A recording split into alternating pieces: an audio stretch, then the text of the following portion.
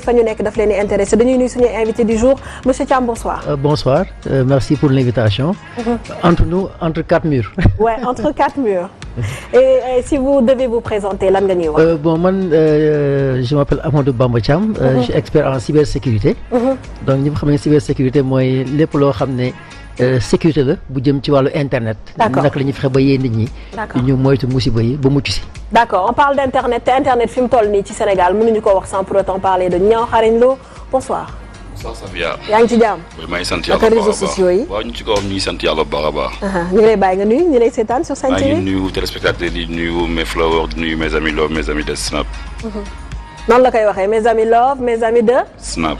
Ok Aïcha bonsoir. Bonsoir Sophia. Maktar, vous allez bien? C'est Malik. Malik, autant pour moi, je suis désolée. Ouais. Allez, présentez-vous.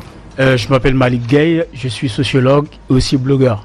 D'accord. Voilà, donc on est aussi sur les réseaux sociaux, il nous arrive d'écrire, de poster des choses qui sont commentées par d'autres gens. D'accord. Voilà. On a un sociologue, on a un expert en cybersécurité, on a Niang Kharagne Lo nga xam ne instant bi sur Snap, il fait partie, wala s'il n'est pas l'un des gens yi nga xam ne ñoo ëpp followers sur Snap, il fait partie de ces gens-là ñoo ëpp followers sur Snap. Mais en ce moment dañu am beneen nit bi nga xam ne artiste la, il est adoré par les jeunes, il s'appelle Ngaaka Blindé, donc dañ koy dugal bu baax a baax ak sous vos applaudissements wala nu mu leen safee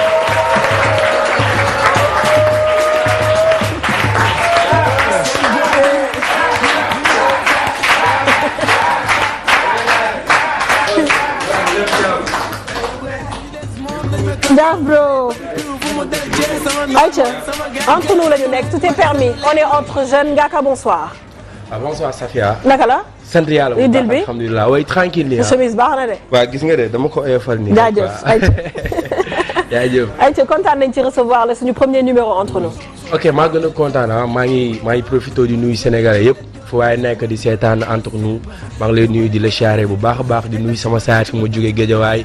di nuyu aussi genre sama grand yi ma fekk ci plateau bi ak le charmant public. maa ngi lay team du soir waaw maa ngi lay nuyu bu baax. ayca ñoom lay nuyu sama team du soir ñoom ñoo may accompagner parce que émission bi neexee ci ñoom lay doon incha allah donc ñu leen di nuyu di leen ziar bu baax ñoom ñëpp tàccu leen seen bopp ñu xool ayca. jaajëf am na ci ñu bëri ñoo xam ne dinañ leen xàmmee bu ñu leen tegee caméra yi parce que ils sont sur TikTok soit ils sont sur Instagram wala ñu ngi ci biir téléphone portable xale yi nga xam ne ñoom à chaque fois ils nous font rire ou ils nous apprennent quelque chose dinañ ci ñëwaat tout à l'heure sama première question dafay ñëw ci li ñuy waxtaanee on parle d'internet on parle de téléphone portable ni mu amee impact ci vie wu jeunes yi fii ku ci nekk am nga sa téléphone portable ku ci nekk yaa ngi bëgg am téléphone boo xam ne haut de gamme la pour nga mën a snap lu baax Niang pour nga mën a photo wu ay photo yu baax danga may ma commencer si Niang nga xam ne jeunes yu bëri instant bi bëgg nañu fu ñu toll di filmer seen bopp di wane li nga xam ne moom la ñuy def suñu solu di li ñuy wax wala lu ñuy jëf. waaw benn instant téléphone portable moom benn instant mooy loolu yaa ma gën a xam man Snap bi foo laa ko jëlee woon. dem ba am ampleur boo xam ne dafa ma sax mujj ëpp loxo. da nga ko doon fooyee. waaw dama ko doon fooyee Snap bi foo ma ci dugaloon quoi. ndax waaye sama benn xarit bi naan Baka Dione moom la ñaa boo tijjoon Snap dina am intéressant ndax yow li ngay def yëpp boo ko doon Snap mooy loolu. au fur et à mesure ma tijji Snap follower yi nag.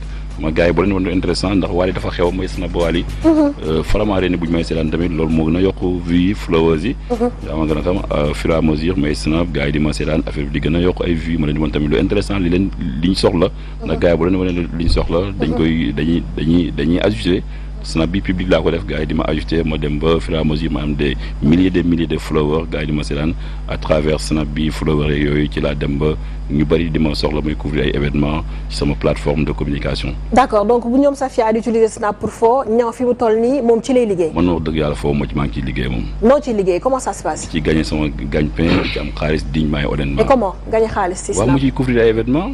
dañ lay fay récemment demoon naa CEDEAO. maa couvrir CEDEAO couvrir yeneen affaire ak affaire UN demoon naa fa Nations Unies. ngénte sax dem naa ba dañ may woo ci ay événement lu mel ni ay ngénte ay anniversaire da nga am yow instant bi benn plateforme de communication ay événement yoo xam ne da nga koy couvrir ba amoo ay publicité rek. lépp laa am publicité ak lépp dama koy publicité. waay ñaar télé la am loolu télévision kii la mobile la. d'accord benn son. d'accord léegi noo gisee jeunes yi en général ni ñuy utiliser internet ak téléphone portable. mais ku nekk nañ koy user rek ñii dañ ciy def foo ñii di ci foo ñii di ci liggéey ku nekk forever noo ko jàppee rek. mais man moom foofu ma ci wax dëgg yàlla. d'accord maa ngi ciy gagné xaalis daal. d'accord monsieur Thiam ñu ñëw un peu ci sécurité bi nga xam ne war nañ ko am suñuy téléphone ñun suñu jëndee téléphone dañuy dugg fu ñu neex dañuy wax lu ñu neex fu ñu toll su amee ku dugal ñu commenter amaana am na ñoo xam ne dañuy wax lu baax am na ñoo xam ne dañuy wax lu bon à quoi s'attendre. waaw introduction bi ñaa def am na solo lool ndaxte boo seetee internet ñaari catégorie moo ci am nit. ñoo xam ne ay consommateur lañ. moom consommateur comme ni nga ko xamee rek mooy dañuy consommer rek lu ñëw ñu jël. comme par exemple benn feuille boo xam ne ngelaw bu ñëw yóbbaale la rek. ak ñoo xam ne aussi ay acteurs lañu. acteur mooy koo xam ne daf ci def loo xam ne daf koy jëriñ moom bu noppi xëy na aussi di jëriñ société bi.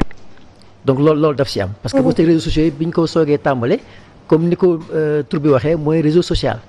donc bu yàgg da nga daan dégg ñu naan ay grand place ñun ñëpp bi ñuy màggee dañu gis ay grand place suñu koñ yi. paa yi doon daje foofu di waxtaan moo ñii di wax lu ñor ñii di wax lu ñorul. lu romb ñu commenté ak yu demee noonu. dem ba nga xam ni léegi internet bi mu ñëwee yombal loolu nga xam ne au lieu léegi ñu nekk ci mbedd bi di def lu mel noonu léegi ñu yóbbu ci internet bi nga xam ne léegi benn plateforme ngay jëlee bu mel ni Snap wala YouTube wala fu mu mënti nekk. dugal ci benn vidéo wala dugal ci benn commentaire wala dara àdduna bi yëpp daal di ci jot. donc yooyu ay kii la yoo xam ne yu baax la donc ci biir nag moom consommation nga xam ne ñoom lu ñëw yóbbaale leen. TikTok bi ngay dégg nii tudd nga ko léegi nii. boo seetee TikTok wax leen ma dégg. TikTok bi nga xam ne dañuy TikTok. waaw bi ngay bëri nañ fi wala bëriwuñu fi. bëri ngeen fi d'accord bi ngay dégg nii. li ko taxoon jot lu baax la parce que tàmbali musique la commencé woon. après ñu ay nit jënd ko jaay ko ñeneen ñu def ko lu demee noonu. d'accord donc am na ay avantages yu bëri yoo xam ne nit ñi xale yi xamuñu ko. waaye aussi am na inconvénients yoo xam ne yu wër la yoo xam ne mi ngi yàq ay dund doomu aadama. lépp loo si def comme ni ma ko tàmm waxee du dañ. day gis léeg-léeg nit yow yaa ngi si liggéey mais am na ñoo xam ne dañ ci def loo xam ne dañuy xool bu leen yàlla laajoon naka nga bëgg ma bindee la. noonu la ñuy jël def seen bopp ba noppi. daal di koy def ci internet bi. mooy TikTok yu bëri noonu lay demee. en fait duñu publier ay yoo xam ne dafay am njëriñ mais dañuy xool par exemple kenn koo xam ne bu ñu sañoon comme moom la ñuy mel. donc monsieur Thiam da nga jàpp ne waa TikTok publier wu ñu am njëriñ muy benn point dinañ ci ñëw ñoom nañ ci tontu. ngeen jàpp publier li ma ci gis daal lu ci bëri. amul ci njëriñ Sénégal. gisuma mu am njëriñ ci lu bëri parce que lu ci ëpp dañu ci nekk di xool nit koo xam ne bu ñu sañoon comme moom lay mel di ñëw di ko toppandoo alors que am na yeneen yoo xam ne nit mën na ko ci def. beneen bi aussi mooy narcissisme. da ngay dem ba da ngay fan sa bopp. am na ñoo xam ne si léegi nag suba ngoon. duñu tal lekk duñu tal naan. jàngeetuñu école. dañuy gis ne man damay waxtaan ak ay maîtres yu bëri ay professeurs. yoo xam xale yi talatuñu jàng école. talatuñu lire. talatuñu def dara suba ngoon ñu ngi si donc perte de temps boobu. loo xam ne mbir la boo xam ne aussi mi ngi yàq lu bëree bëri. te américain dañoo time is money. temps moom mooy li ëpp solo ci doomu aadama. publication yi aussi boo seetee bëri nañ. parce que nit ki bis mu ne ma wax ko bu fekkee yow da ngay publier dara. da ngay xool ne ëllëg di nga am ay doom. di nga am ay sët. nga ni est-ce que yow bëgg nga par exemple yow sa sët bu ëllëgee photo bi nga xam ne nga publier. wala snap bi ngay publier. wala TikTok bi ngay publier est-ce que bëgg nga sa doom wala sa sët ñu ne ko kii de sa papa la woon wala sa yaay la woon. yow chaque fois loolu mbir la boo xam da nga ci bàyyi xel. parce que lépp loo ci def li xale yi xamul mooy du jeex ci àdduna bi. fii ba àdduna di tukki. d'accord foo ko tàppee rek dafay génn. d'accord dañuy jël kenn ci suñu public bi nee na TikTok c'est-à-dire perte de temps la ba pare doo leen ci def loo xam ne am na njëriñ donc kenn ci yéen muy Dadi muy El Prési muy Bouba ku ci mën a intervenir rek par rapport ak loolu comme ça ñu mën a continuer yëkkatil micro bi. avant tout d'abord maa ngi leen di nuyu yéen ñëpp. Dadi.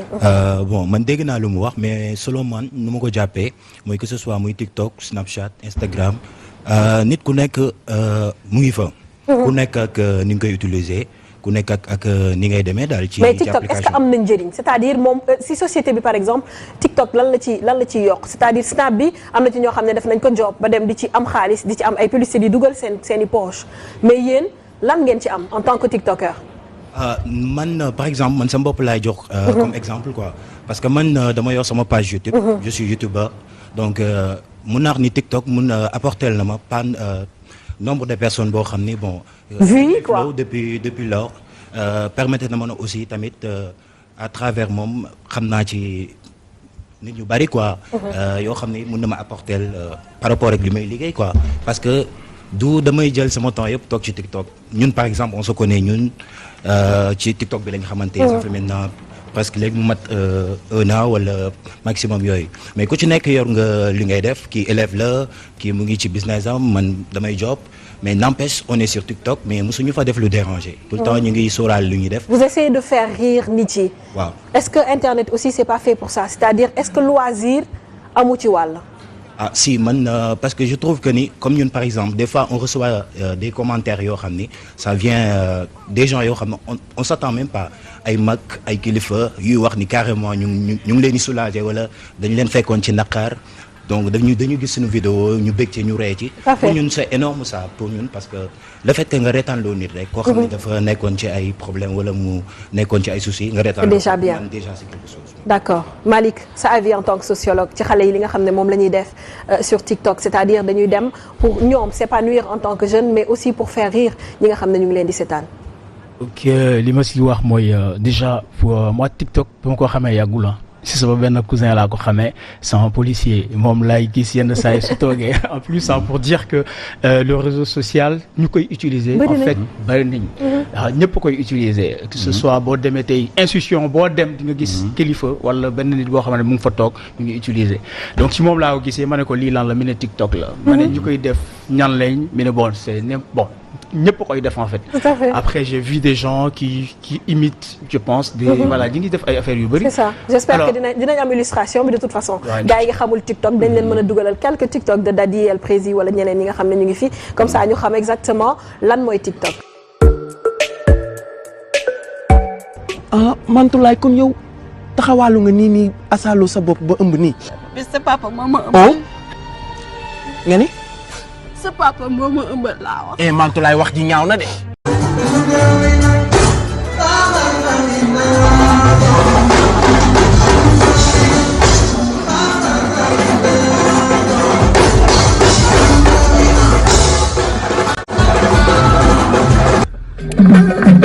Bonsoir. Bonsoir.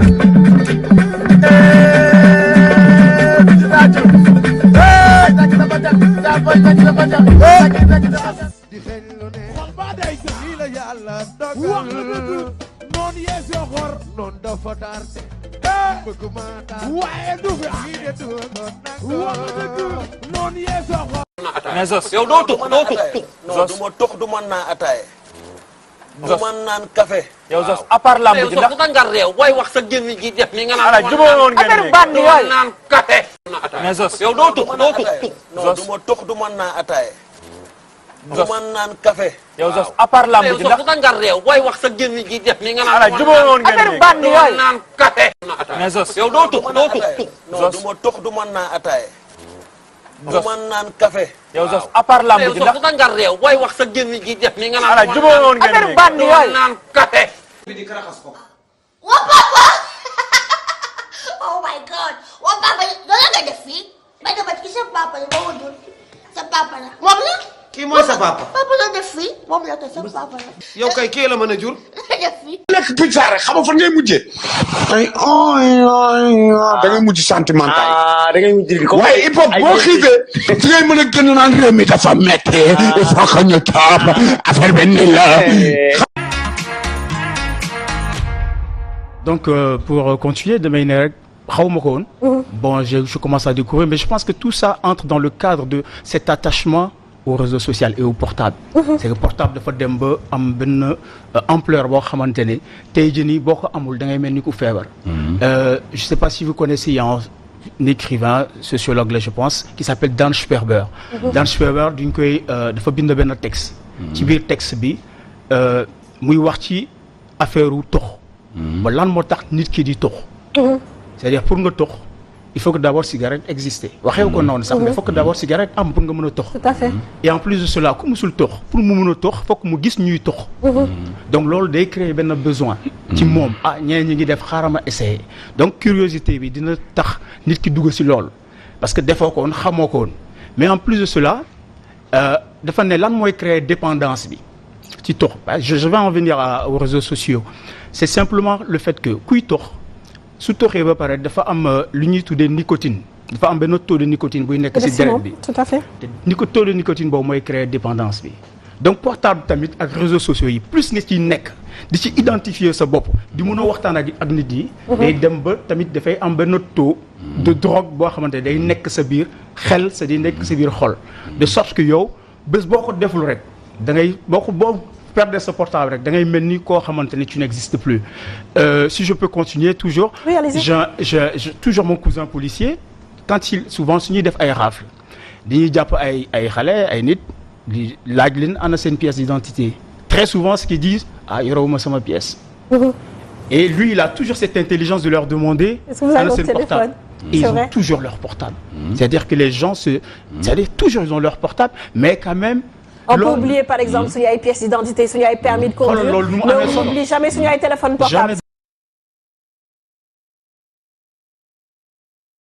bureau dinañ dellu si wala suñu demee école dinañ dellu si jëlaat ko. on vient les chercher rapide.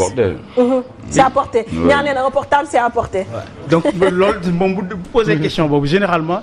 ku fàtte pièce d'identité am. ba pare yore portable am. du ko bay bu ko naroon bay sax foofu du fa def yërmande da lay yóbbu fokk nga dem fanaan. donc pour dire simplement que c'est vrai que portable am na solo. mais solo bi tamit bu mu am nit ñi diñ ko jox benn importance boo xamante ne dem nañ ba dañuy fàttee ne war nañ mën a dund yeneen dund lu dul portable kese. parce que da ngay nekk ci benn virtualité. di ko dund virtualité boobu day dem ba nekk réalité de sorte que tey jii nii maa ngi toog ak ñaa xarañ loo maa ngi koy laal. mais am na ñoo xamante ne mën nañ toog ak ñaa toog ak seen i mbokk. mais loolu mooy nekk monde virtuel bi. de sorte que seen xarit yi ñuy waxtaanee ñu nekk Chine. loolu mooy nekk réalité bi. donc tout ça ci biir xel bi la. donc ce qui fait qu'aujourd'hui ci borom xam-xam yi. ñu ngi commencer di. questionner wu les questions de virtuel ak question de réalité physique. donc lan mooy virtuel lan mooy réalité physique déjà léegi. vous pouvez participer quand vous voulez hein. Voilà. Faire interaction. Vous faites juste signe on vous prend. Bonsoir à tout le monde. Bonsoir. donc man intervention bi muy def on est arrivé à un instant boo xam ni nouvelle ère lañ toll.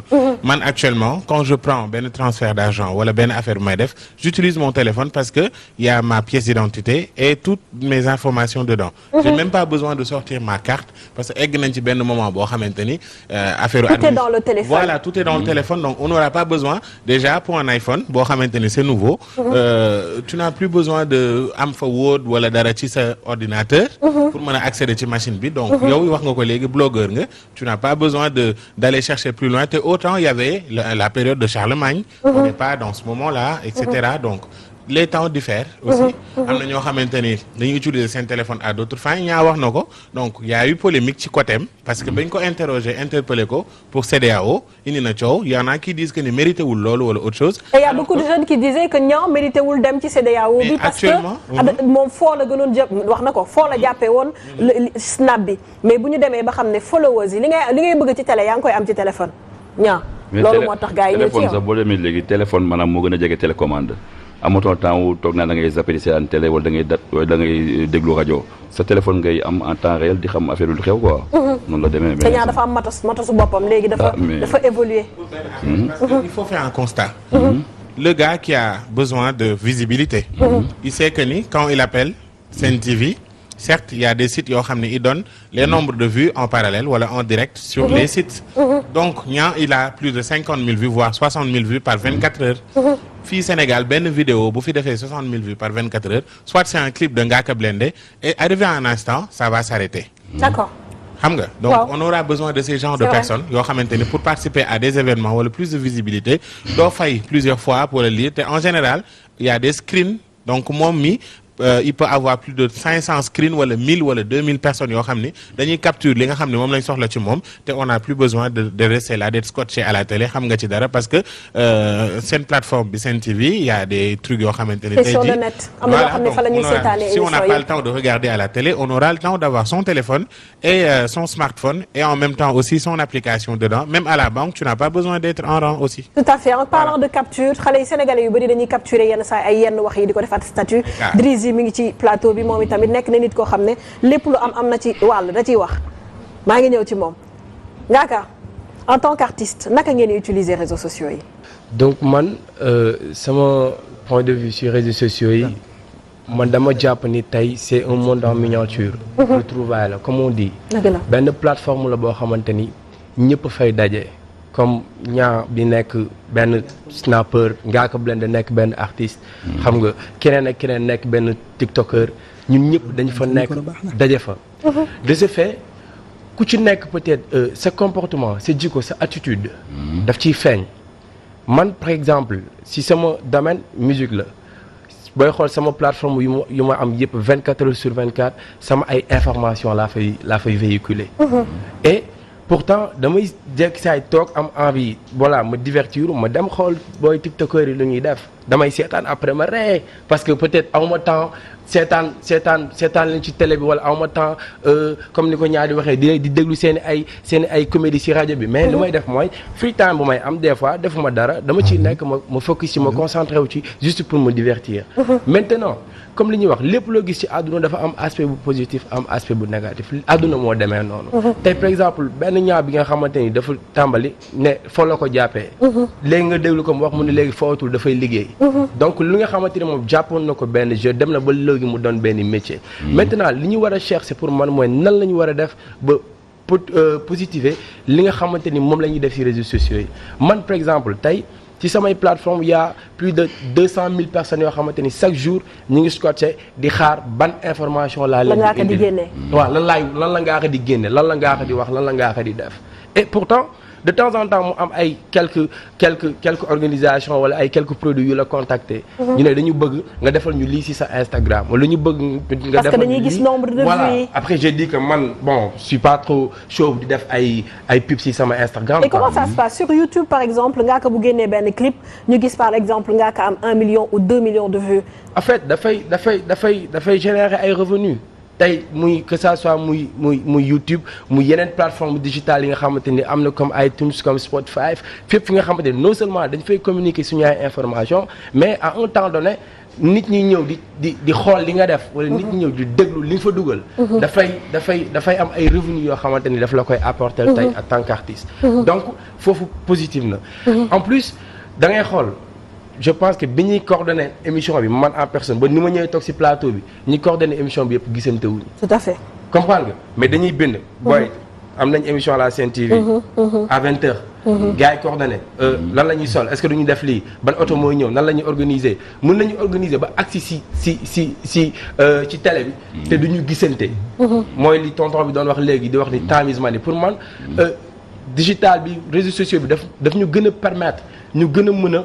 en fait avancer selon le temps ñu gën a mën a évoluer selon le temps. mais am na ay aspects yu bëri yoo xamante ni tamit dafa négatif. mais aspects yu négatif yooyu mooy li ma wax jikko yu nit ñi di andi la. man en personne des fois mu am ci réseaux sociaux yi ay nit yi nga xamante ni da ngay gis ni li ñuy véhiculer wala li ñuy wax wala li ñuy def. ça rime pas ak suñu ay réalité ça rime pas ci peut-être nit même je dirais pas jullit wala chrétien mais nit bu normal du ko def tu vois un peu mais après da ngay gis même bu ko posté wala mu balancer ko ci réseaux sociaux yi après monde c'est un monde ñeneen nit ñi si via les commentaires da ngay gis appréciation yi ñuy def parce que nit ñi tamit kenn moomu leen bi Sofia defee lu mu warul def ñëpp lay attaqué ne li nga def du dëgg du yoon ñun daf ñuy arrivé des fois comme ñu def benn affaire boo xamante ni jubluwuñ ci lenn mais nit ñi dañuy def seen appréciation après sur ce loolu da ngay commentaires yi da nga koy jël en compte ba prochaine fois booy defaat beneen affaire di nga moytu parce que gis nga ni la plupart des gens li nga def showuñu si donc yaa ngi gis ni que internet bi mi ngi lay travailler internet bi mi ngi voilà mi ngi lay gën a orienté dañ leen sóoraale parce que tey nit ñi nekkatuñ dañuy lire bon du genre fii ñi fi toog ñëpp peut-être ñenn ñi xàmme naa leen parce que man su dul sama studio wala su dul en fait sama ay prestations je suis tout le temps sur le net.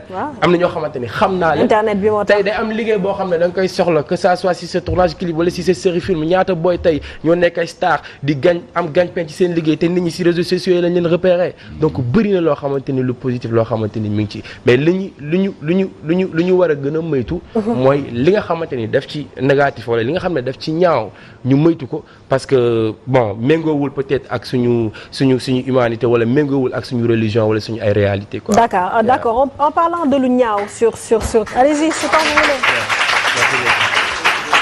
En parlant de li nga xam ne dafa ñaaw sur internet mën ngeen participer yéen tamit on vous rappelle que yéen a ngi ci entre nous toujours sur Sen TV yenn saa yi dañuy gis li nga xam ne mooy saaga yi sur internet c'est-à-dire nit day dugal dara mu neex la wala mu nakari y a des gens sur internet yu nga xam ne dañuy balancer affaire yu négatif ci ay nit même bu dee information wala quoi que ce soit sur internet ñun dañ koy gis yéen naka ngeen koy jàngee en tant qu'expert.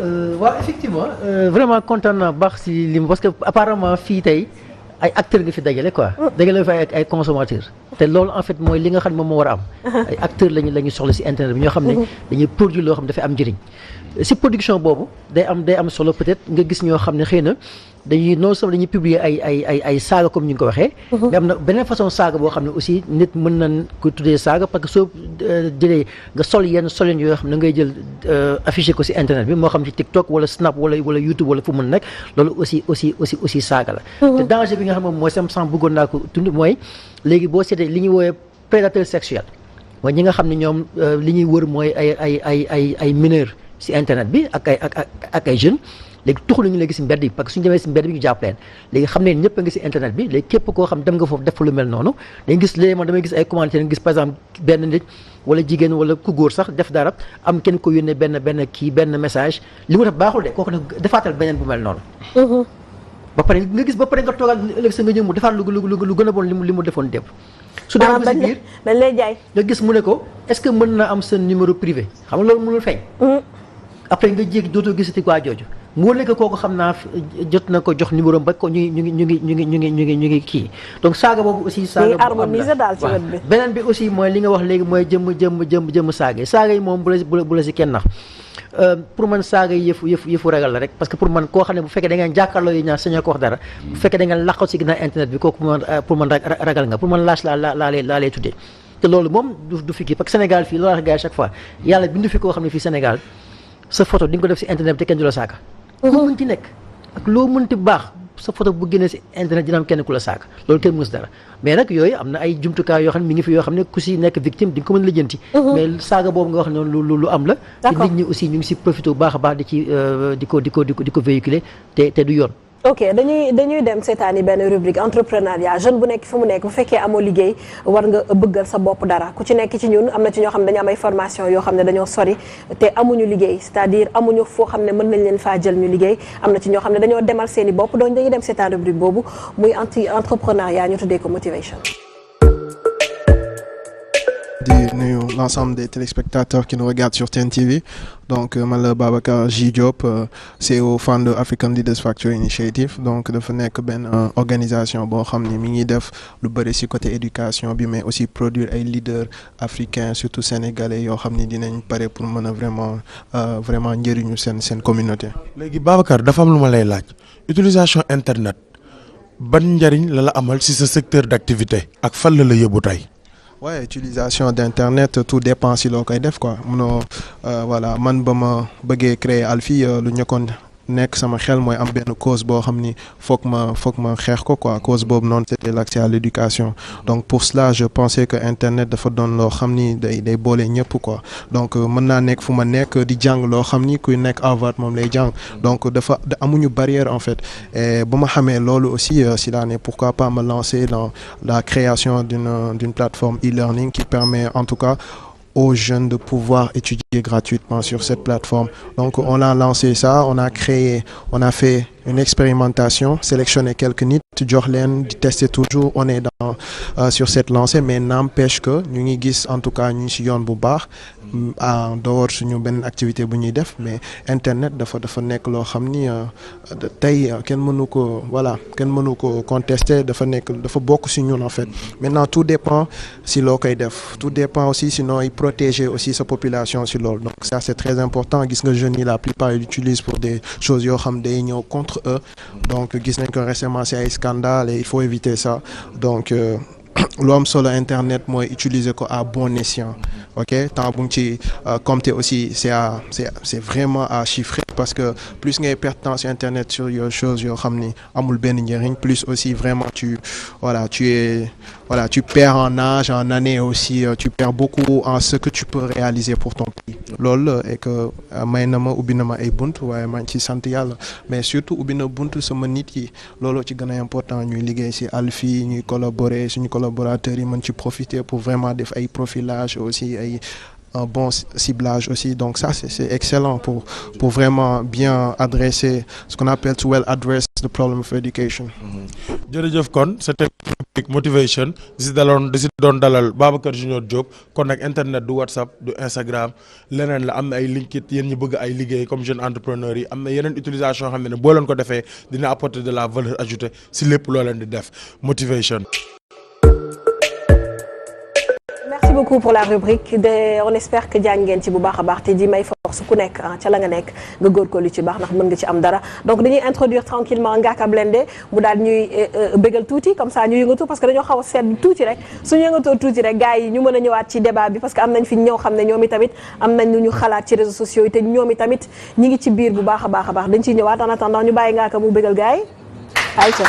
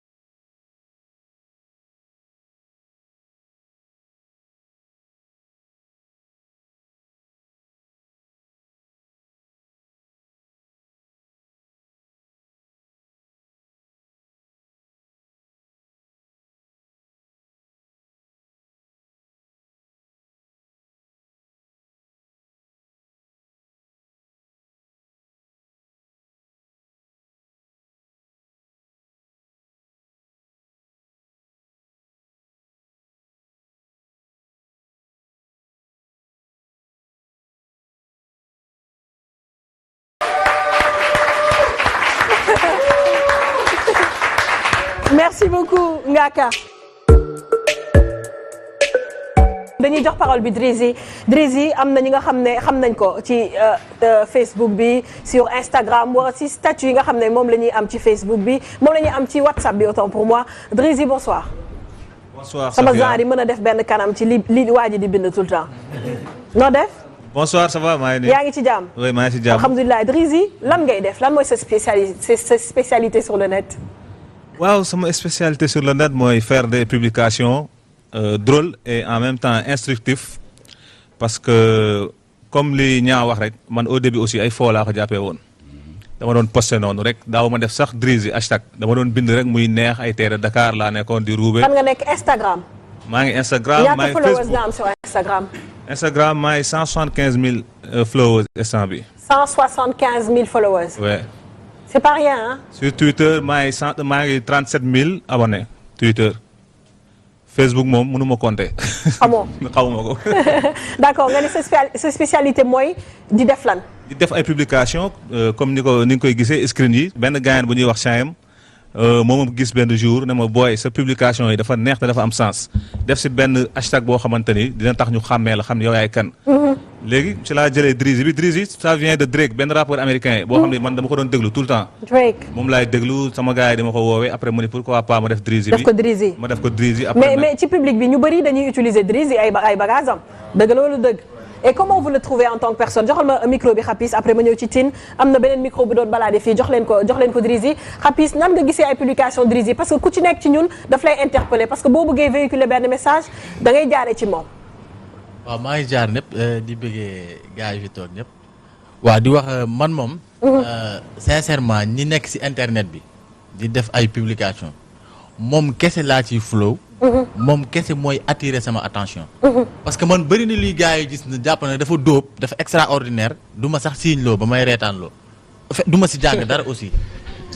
nga ni bëri nga looy gis sur internet bëri na luy gars yi gis si net bi. waaw nit bind benn affaire. ñii naan non affaire dafa extraordinaire wala dafa dóob man du ma siiñ loo ba may reetaan loo ça ne veut rien dire pour moi. comprendre te dafa bëri parce que man li Malick wax li Malick wax TikTok man y'a 2 mois laa xam luy TikTok.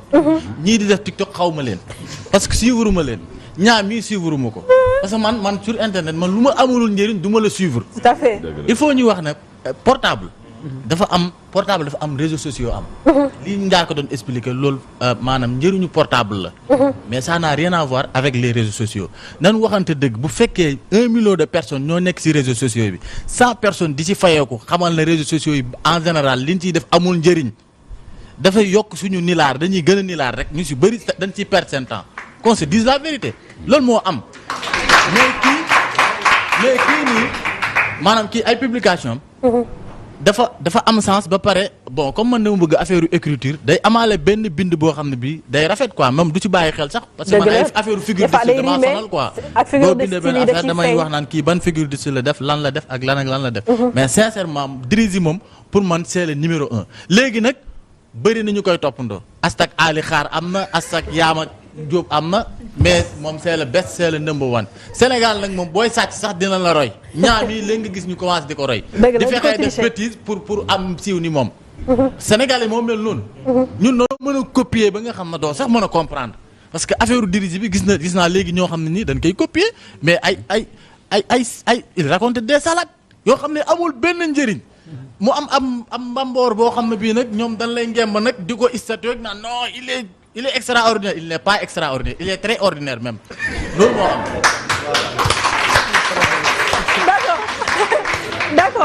d'accord ayca Tine looy wax ci xale yi ak ni ñu jëlee réseaux sociaux yi. oui maa ngi nuyoo di rafetlu aussi émission bi di wax ne c'est une occasion boo xamante ni peut-être la jeunesse sénégalaise soxla woon nañ ko. ci plateau yu mel. tout à fait parce que benn émission lañ mën mais entre nous bi nga xamante ni moom rek lañu amoon benn plateau boo xamante ni c'est un plateau jeune. on a vu beaucoup de plateaux yoo xamante ni ay mag ak ay kàngam kese ci toog mais am na beneen société boo xamante ni dañu am seen mot à dire dans cette société sénégalaise. et puis président Wade doon wax ne dis-moi quel jeune tu as je te dirai quel peuple tu seras. voilà la jeunesse sénégalaise. waaw nga ci lan la ñuy woo. dañuy woo ci danse ak ci théâtre la ñuy woo cette jeunesse sénégalaise te ko ne on a besoin de plus que de ça man saa yi ma duggee internet j'ai très tôt perdu ma maman mais saa yi ma fa duggee dama njëkk a jooy parce que ay jooy kese laay gis da ngay tëdd di nelaw soo yeewoo dëj lañ leen njëkk a tàggee c'est bizarre non dafa grave ça veut dire loolu la quoi da ngay tëdd di nelaw sax 4 heures du matin tu regardes ton portable ñu la rest in peace lañ leen njëkk a wax quoi mais c'est grave léegi li gën a grave jeunes yi léegi amatuñ sutura suñu biir quoi. waaw da nga gis benn y a une fille. boo xamante ne c'est une jeune fille boo xamante ne peut-être aussi nax nañ ko. ba mu photo dugal ko ci internet bi. waaw ñun ëllëg ñu suturaal ko mais ñun ñoo ko njëkk a partagé. tu vois dans les groupes ñun ñoo koy publier partagé ko. audio yi ñun ñooy publier. moo tax ñu ne nag photo yi ñooy publier vidéo yi ñooy publier. l'internet peut-être mën nañu ne ça te permet d'être un citoyen du monde mais c'est un couteau à double tranchant. mais te suñu koy wax nag suñu xoolee taux de pourcentage bi mënu ma ko wax à un chiffre exact.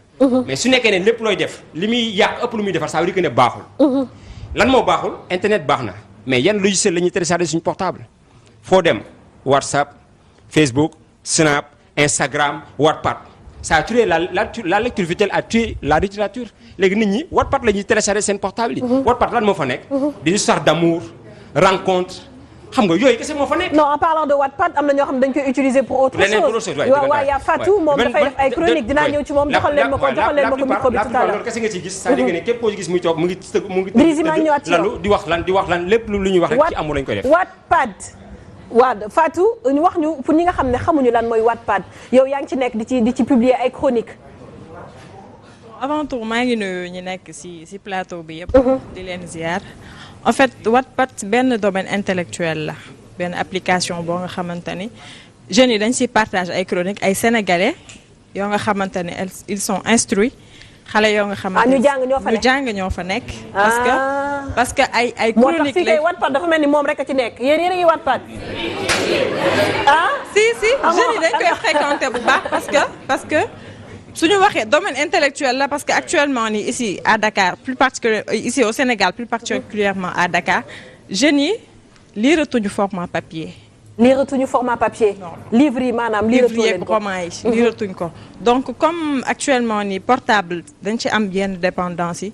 nit ñi ci la ñuy profité wu di ci véhiculer seeni message tu comprends ci la ñuy profité wu di ci jàngal jeunes yi.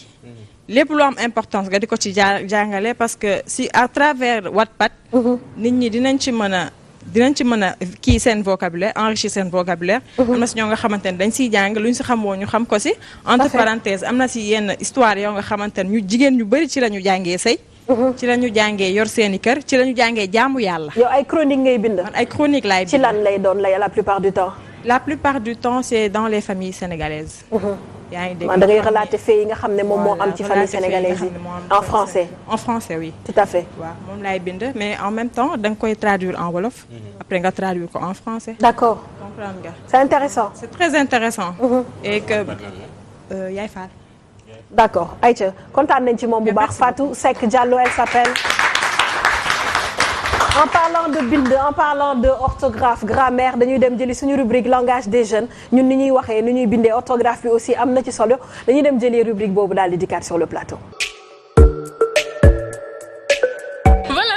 Aujourd'hui on va parler du langage des jeunes li nga xamante ne moom la ñuy utiliser li nga xam ne moo di seen téléphone portable ñëpp xam nañ ne actuellement xale la leen saf la ñuy def si téléphone portable donc aujourd'hui on est avec un jeune mooy essayer ñu expliquer termes yi ñuy utiliser ça va Djibi noo def. ça va maa ngi ci jàmm alhamdulilah ça va. d'accord Djibi ñu ngi la fekk seconde école nga toog. oui ñu bëggoon a xam expression loolu nan lay signifier.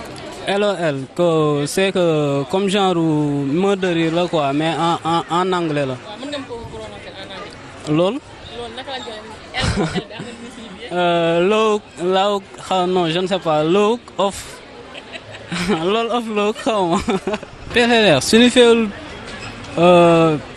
genre je ne sais pas. PTDR genre xale yi bu ñuy waxtaanee loo xam ne dafa drôle quoi jubluñ si ay PTDR. waaw PTDR lan lay signifier. peut-être de rire. peut-être de rire waaw. mot de rire. loolu comme genre kii la rek. loolu signification. non signification loolu moom xaw ma ko man damaa booy ma gis naan loolu rek mais man nu ma ko utiliser bu bëri ma ko use bëriwul. non. d'accord yow en dehors des réseaux sociaux da nga utiliser sa téléphone portable ci yeneen anam. waaw ay genre jàng dama si jàng. waaw su ma dem ay recherche damay dem def recherche jàng si noonu wala genre ay TikTok dama si TikTok tamit di foo. ah. d'accord da ngay utiliser PTDR. oui. qu'est-ce que ça signifie. ah je sais pas. da ngay utiliser PTDR nga xamul lu muy signifier. loolu lu muy signifier. en fait affaire truc comme genre nga wax affaire bu jàppale ay rek nga c'est ça je pense. non exactement. ah non. donc nga utiliser loo xamante ne voilà Safia lii laa la indiloon tey gis nga xale yi nga xamante ne mooy expression yi ñuy utiliser sans pour autant connaître lu muy signifier mu nekk ay affaires yu doy waar on s'est bien amusé avec les jeunes alors on se donne rendez-vous à très bientôt bisous. merci beaucoup loolu moo doon rubrique orthographe ak langage bi nga xam ne instant yi ci jeunes yi dafa changé complètement ñaa monsieur Thiam par rapport ak langage yi parce que ñun internet bi maa ngi ñëw ci bu baax ci kaw moom moo ñu changé SMS yi c'est-à-dire ñun nu ñu neex la ñuy bindee dañuy dem ba dañuy perdre la main c'est-à-dire dañuy dem ba dootuñu bind comme il le faut daf ñuy arrivé nga bëgg bind benn mot nga fàtte carrément nañ ko doon bindee alors que am nga benn niveau d'étude bu poussé. effectivement léegi mooy li nga waxoon ci commencement bi dañuy bëgg lu gaaw ak lu yomb par exemple nga bëgg bind par exemple quelque nga def kaka xam nga wala nga bëgg par exemple bind par exemple salut nga def SLT. donc yooyu dafa ne nit dina la bindal benn texte boo xam ne commencement ba fin doo xam lu mu si wax. dëgg la te loolu léegi dafa yàq orthographie. yàq bind bi. te li ko waral mooy parce que lecture dafa am solo. bon ñun ñii bi ñuy jàng école dañu lecture dañu daan lire ay livres. ay romans même moo xam ay romans africains wala ay romans yoo xam ne français ak yëpp. ba pour mën a yokk am li ñuy wax culture générale. mais léegi boo seet léegi jeunes yi léegi li si ëpp liiratuñu. donc ñàkk lecture boobu moom am na influence bu mag a mag a mag a mag a mag. ci nit ñi ci xale yi. ba tax na aussi doon na baax aussi comme ni ñu ko waxee. application boobu ngeen wax ñëpp di ko télécharger. ba noppi aussi dem di bind. commencer lire parce que lire ak bind dafa am solo parce que lire moo yokk sa culture générale bind mooy tax nga am plume bu rafet. d'accord pourtant sur internet Malick il y a des livres qu'on peut télécharger c'est-à-dire instant bi fi ñu toll nii am na ay livres yoo xam ne boo ko soxla woon da nga koy télécharger sur le net mais rares sont les jeunes yi nga xam ne dañuy def loolu donc on peut toujours lire avec nos téléphones portables. Bien sûr qu'on peut lire. Vous voyez, moi, quand je préparais ma thèse, par exemple, la plupart des documents que j'ai eus, je les ai eus sur Internet. Donc, ça participe aussi à la démocratisation du savoir. Vous dites que, faut que nous ayons une bibliothèque pour lire, wala nga jël sa xaalis dugg fenn dem jël ci librairie jënd. Mais tey jii nii, il y a amna ay livres yoo xamante ne mën nga ko am facilement si internet bi et moi ça m'a beaucoup aidé am na foo xamante ne boo fa duggee da ngay gis ay bouquins yoo xamante ne mais da nga koy lire am ci te tey jii nii nangu nañ ci yenn ci thèse yi mémoire yi maanaam boo dugalee benn livre boo xamante ne ci net bi nga ko gis nga dugal lien bi nga wax ban kañ nga ko consulter donc loolu déjà facilité na en tout cas l'accès au savoir aujourd'hui donc nekk na lu baax je pense. D'accord Aïcha Bouba. Par rapport à la lecture est-ce que yéen a ngi lire ci biir internet bi à part foo bi ngeen ciy def. langage bu bees bi dafa bëri quoi parce que léegi kenn waxatul normal da ngay gis jigéen bu tudd Daba sa naan dabouche achouche fachouche. dudus lan la ñuy tudd. ay fachouche. ay fachouche da ngay gis ku tudd Fatoumata yaa bintu Rasulullah ñu lay woowee Fatous dabous ah. ay bidouche. ay binunus. Tu comprends c'est quoi ay wish wish. ay piw. d'accord sa micro tey ko bu baax. voilà quoi. donc loolu lan moo ko andi. lan moo ko indi parce que léegi gars yi dañoo defatul lu naturel. dañoo roy tubaab yi lu bëri. man loolu laa gis quoi. te ñu ngi leen di nax bu baax ak téléphone yi filtre yi bagages yi surtout yéen xale yu góor yi da ngeen di gis xale yu jigéen yi seen photo yi seen vidéo yi xam nga ñu mel ni Angleterre alors que dal na ma Facebook. waaw loolu daal Facebook may waxat ku jigéen koo xam ne ba ma juddoo musuma gis jigéen bu rafetee noonu. waaw mais moo nga gisee dama ko gis rek tourné. oh tourné après am naa ay problème mu loos lu bëri sax. d'accord léegi lan nga gis ci kooku lu tax yow nga gestu xool ko ba am ci problème loos. parce que premier jour bu ma wonoon ni Kanija. sa micro bu baax. premier jour bu ma wonoon Kanija. waaw. ka ay bëtam dafa ful. nga ni. premier jour bu ma wonoon micro bu baax yow tamit jàmbaar. premier jour. waaw. su ma wonoon que ni ay bëtam dafa fulu. waaw. mu bañ ma woon complexe que ay bëtam baaxul quoi. d'accord man ça me fait un grand plaisir ma xam ne kii nii la ko yàlla bindee. waaw. tu comprends. waaw. que bii wax balaa nga xaa dégg mu nga jaar Tamba Kédougou wàcc Banjul soo ko dégg son bi génn si gémminam et puis naturelul xeef yi dafa poser ay xeef créer ay affaires et tout tu comprends xam nga pour lépp pour nëbbu genre lu ko yàlla may quoi. d'accord mais dafa waroon naturel ak man ma bëgg ko si ni mu mel. mais alors que ñuy fausser nit yi dafa bëri léegi dafa bëri. monter hanche. li muy def daal dañuy changer daal suñu génnee ñu mel neneen mat mes vidéo mu nekk nit koo xam ne dafay critiquer tout le temps on s'écoute un peu day critiquer tout le temps vidéo yi nga xam ne ñu ngi sur internet. Donc moi je suis youtubeur, instagrammeur, quoi. Je fais des vidéos sur internet. Donc pour rejoindre ce que le sociologue a dit par rapport au livre. Donc il faut savoir qu'on est arrivé à un autre stade, quoi. Les gens maintenant ils utilisent les livres audio. Ils ont plus le temps de lire, quoi. Ils ont des. C'est un boulot maintenant, ay tiktokers ngay dégg. ay blogueurs ay influenceurs sur Instagram liggéey ngeen ko def daal finalement. Ouais. Moi personnellement liggéey laa ko def, quoi. da ngay fayeeku par weer. Ouais, je peux dire. Tu crois? damay fayeeku, quoi. looy fayeeku. waaw mes vidéos sont monétisées. YouTube moo lay fay yow de temps en temps say vues ci lañ lay fay. Ouais. loolu mooy salaire bi. mooy salaire bi. D'accord. Aïcha. Donc c'était par rapport au livre. Je dis que maintenant on est arrivé à un stade où on utilise les livres audio, quoi. On est passé à un autre stade. Et aussi par rapport aux publications que les gens font sur les réseaux. Poster ñi def statut, quoi. Nañu xoolaat bu baax lu ñu dugal parce que da ngay gis ay vidéos yoo xam ne c'est atroce, quoi. Récemment il y a une vidéo boo xam ne benn sàcc bu newoon ci kaw benn immeuble.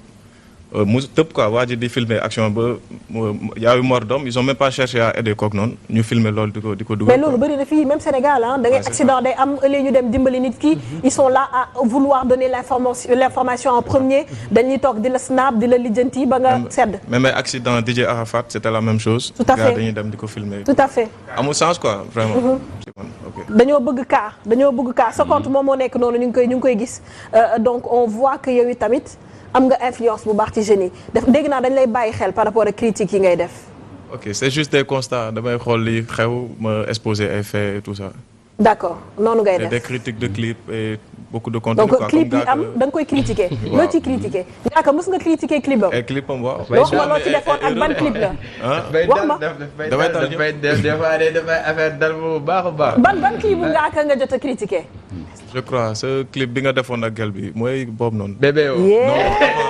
bébé yoo nag dafa yëngal toile. boobu dama critiquer gel bu mu choisir ci clip bi bon. gel bu mu choisir ci clip bi lan nga ci critiquer on est entre nous dañuy comprendre. Elle est pas compatible ak clip bi quoi. ak musique bi quoi. Voilà. C'était quoi le souci. dañ ko nangu. waaw genre. lan mooy souci bi on ne comprend pas. pour ki nga xam ne musul seetaan clip bi. nee ma waaw la tudd. nee ma waaw dinañu ko jox ñu seetaan ko. mais lan moo la dérangé woon ci fii bi yow ak fii bi ban problème la am ak yow. ça n'a pas été réussi, quoi. collewul ak clip bi. son bi lu mu laaj noonu gel bi. gel bi lu nekkoon ci moom. lan moo nekk ci gel bi. non elle n'est pas xam nga.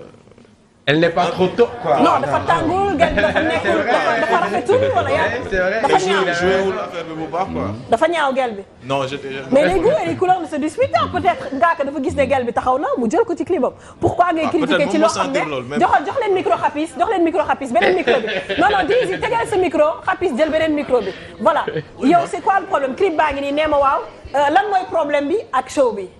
woy ma kii gel bi mu jël. waaw rafetul. non attends non nan wax rek. loolu lay def loolu mooy critique am moom ba pare elle joue mal. elle joue mal. man sincèrement bon bien avant moom muy def. parce que man doon naa def ay affaire moom xam na man bu señaa bi laa doon def. moom avant muy def ay critique ci gel bi man def naa ci benn publication bay tooñ. mais bon c'était pas. c'est positif quoi du lu ma jëloon sama xol nag. mais c'était juste pour gars yi bàyyi xel ci gel bi. kon yéen parce que dama na gel bi coiffure bi comme logo station Total quoi loolu laa waxoon. kon yéen da ngeen di bëgg artistes yi bu ñuy def clip ñuy tànn ay jigéen yu refléter